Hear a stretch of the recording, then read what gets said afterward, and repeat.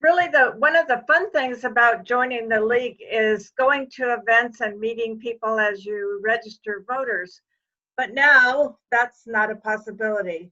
So we're doing everything we can virtually. So the first thing I do is um, instruct people on what the registrar of voter wants us to do when we register voters. And it's important to know those things when you're helping people fill out an application. We have forms that look like this, that have the QR code that we're distributing throughout Sacramento. So people can take their phone and go online and register. One of the things you need to know about that is then the registrar's office will then send that person a letter, and sometimes they have to refill out the whole registration form. So, it's easy to get your name into the registrar, but there are some steps to be taken after that. So what the registrar of voters wants us to do when we're registering voters is to, first of all, look at the sections on the registration form. And the first section is about citizenship and age. And in that section, there can be no errors. So if you make a mistake, you have to start all over again. The second area that you cannot make a mistake in is the party preference. And this is where a lot of people have problems, because some people think that the American Independent Party is really being independent, and it does not mean that. So no preference is really what an independent person would put. But in that instance, in the primary, you would have to get a ballot from a party that has all the candidates on it. So a lot of students and young people put no party preference, but then that does become a complication when it comes to the election. And one thing you can do quickly online is to change your party preference. So you can go online and change your party preference and other things that are easy to change. So we do have a sheet of paper that explains all of the parties, and you can get that from the Secretary of State website. Now for registering voters, we've been doing things like instructing other people on how to fill out the forms. In a couple weeks, we're going to do a drive-through at a church. So I'm providing instruction to all the volunteers that are going to be doing that event. And we have a lot of people who are distributing the flyers with the QR codes. And the other thing you can do is to wear your button.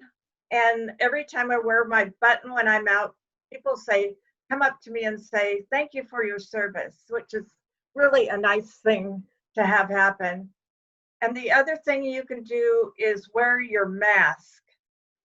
We just sold 100 masks, and every time I wear my mask to the market, I get people come up to me and said, "I like your mask." I said, "Just vote." And I get a lot of response from that. And I've heard from a lot of other people.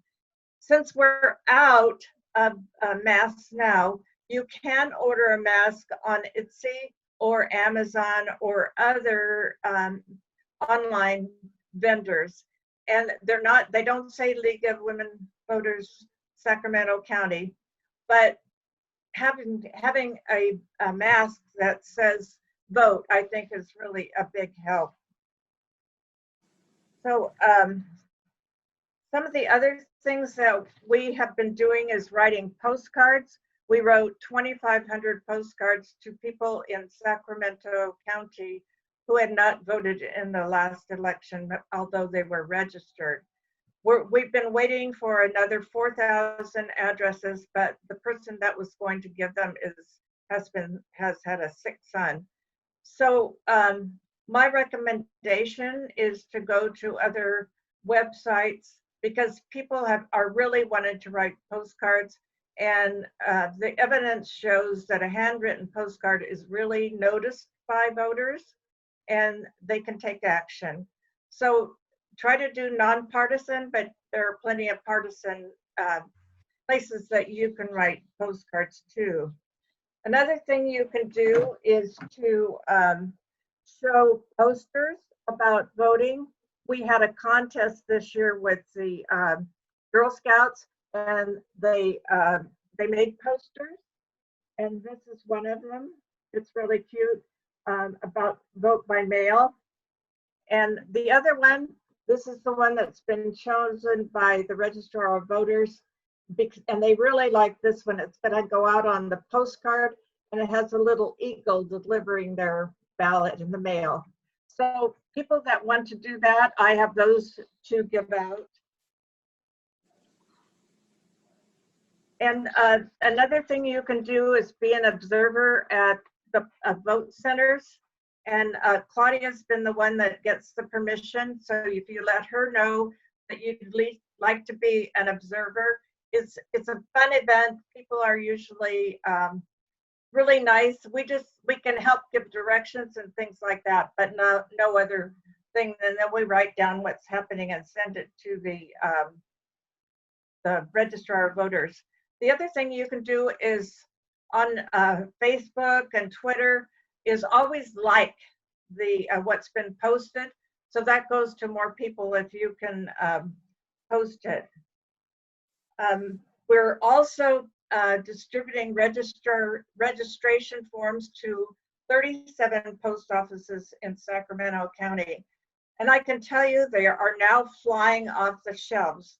I got an email from the Registrar of Voters office yesterday, and some of the post offices were empty and they'd just been filled on August 25th. So we're having everybody go out and refill those post offices. Marge, Marge, I had a quick question before you wrap up here so we can keep the time schedule. How do we get requests for going out to register voters or making contact to do voter registration? Well, one of the ways is to look in the papers and see when there's an event coming and contact the person who's sponsoring the event. The other thing is that we get calls to our telephone number, and then we respond to those calls. The one about the drive-through, that was a call to our telephone number. Mm-hmm.